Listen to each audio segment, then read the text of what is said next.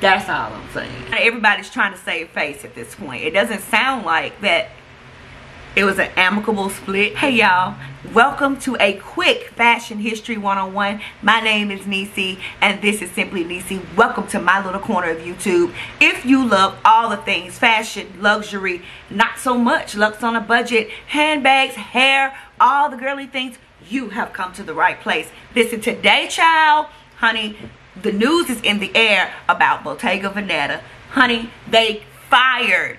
They got rid of, you know what, I ain't gonna even make this into a gossip column. I'm not even gonna do that. That's not what this channel is about. But baby, I got the tea. Listen, they have ousted their creative director, Denieccee, which you have seen him in the caring videos that I have put up right here in the Fashion History 101 playlist. That Bottega Veneta had him as creative director for God knows how long, and now he's gone, sis. Gone. Listen, they have went and put ready to wear designer Matthieu Blazy in his place, effective immediately. Although this happened about 7 days ago, or maybe 7 days ago, but nobody was ever saying why Denieccee was ousted.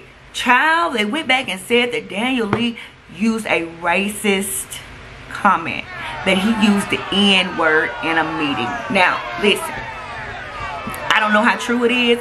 Karen is denying that it all ever happened. That split between them, they're both parties are speaking so highly of one another. I don't know if that's damage control or if they don't want the bad press, but supposedly some sugar honey iced tea was said in that meeting and that he was ousted immediately. Right here, honey, when the phone rang, honey, you know I had to answer. So I'm looking at Karen's response as of November 18th, 2021 from thecut.com, and they're just saying that what the world happened, was it amicable or was it something more dramatic? So last week in a press release, the Italian fashion house said the end of its collaboration with Lee was a joint decision and no further details have been officially confirmed. Honey, it sounds like everybody's trying to save face at this point. It doesn't sound like that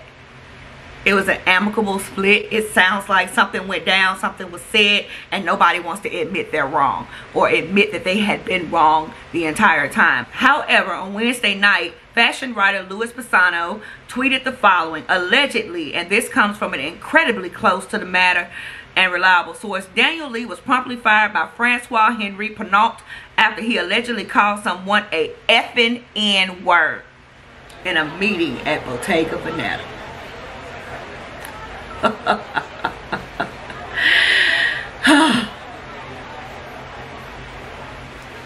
Listen, so early Thursday, this past Thursday, Karen responded on Twitter, "We deny what you have been told and what you have shared about the reasons of the departure of Denieccee from Bottega Veneta. I don't know what to say. If this is true,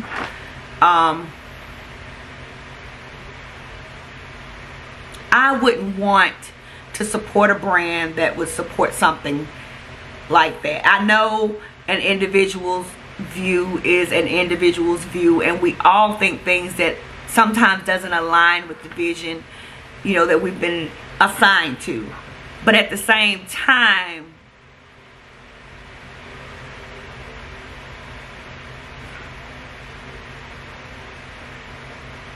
you know what, I'm just gonna hold off on that. Louis Pisano said, pushed back on Karen's statement on their response, and 2 tweets he wrote, "I'm just going to say this. I'm always going to let people know what is being said behind closed doors because I think so many problems in this effing industry continue because people want to hush things up." And I think he is absolutely correct. He is absolutely correct. Sat at dinner after I had a discussion about what allegedly went down at Bottega for about an hour, deciding if to relay the information that I had received after considering all the information I had, and decided to disclose it. So if you want to shoot the messenger, so be it. Bottega Veneta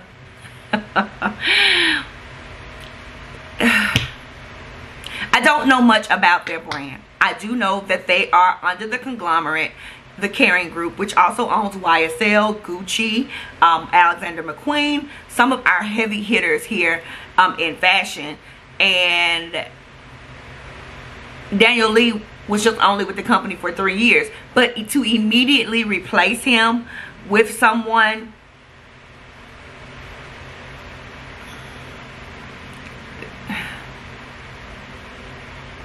it sounds like a calculated move, if that makes sense. It sounds like there has been trouble on the horizon and that you were able to put someone in place properly. However, I do know that you cannot leave a business without a lead. I do know that.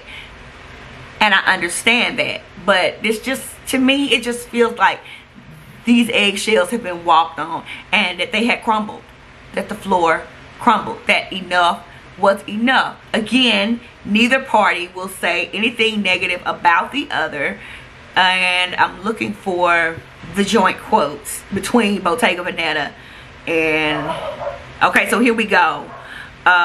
Leo Rangon, CEO of Bottega Veneta, said, "I would like to thank Daniel for his dedication to the house over the past 3 years. He provided Bottega Veneta with a fresh perspective and a new sense of modernity. While remaining respectful of the brand's 50-year heritage." Bottega Veneta was created in 1966. We will discuss Bottega Veneta when it's time in Fashion History 101. The remarkable growth of the brand over the last 3 years bears a testimony to the success of his creative work.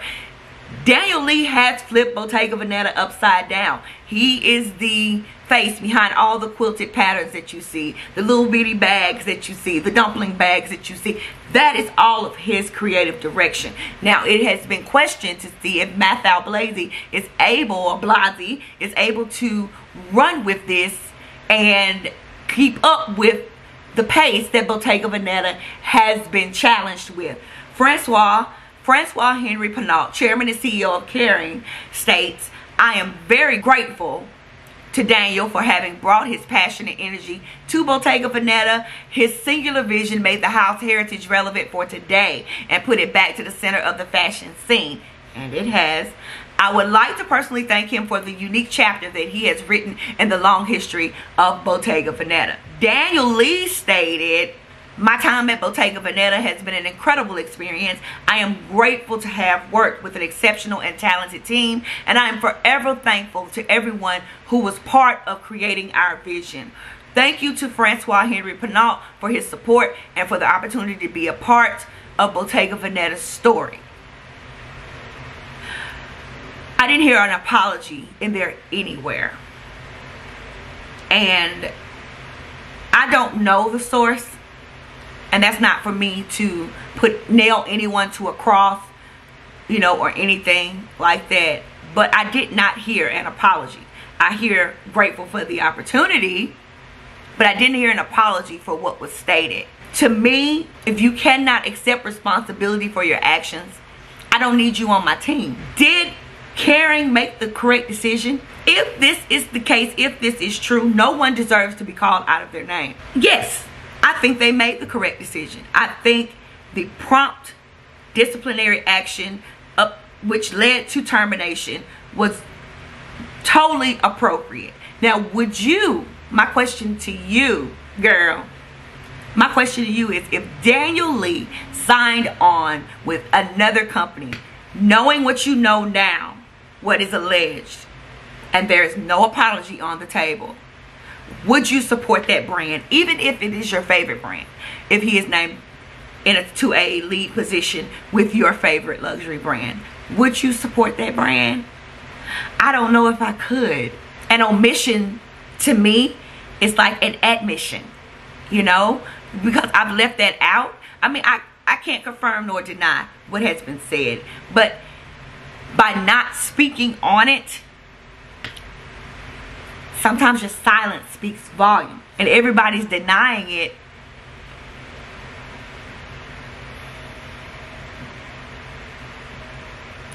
A leopard always shows its spots. Always shows its spots. This is so unfortunate because I was ready to learn so much and see where Bottega Veneta was about to go to. Again, I don't know much about this brand. I don't know much about them at all. I know that they're a young brand and that they have taken the fashion world by a storm. However, right now, I don't know how I'm feeling about them. But the conglomerate houses my favorite brands. There's YSL and there's Gucci. So I can't not support one without supporting the other. Does that make sense? Is my decision based on the overall umbrella, or is my decision based directly toward the former creative director?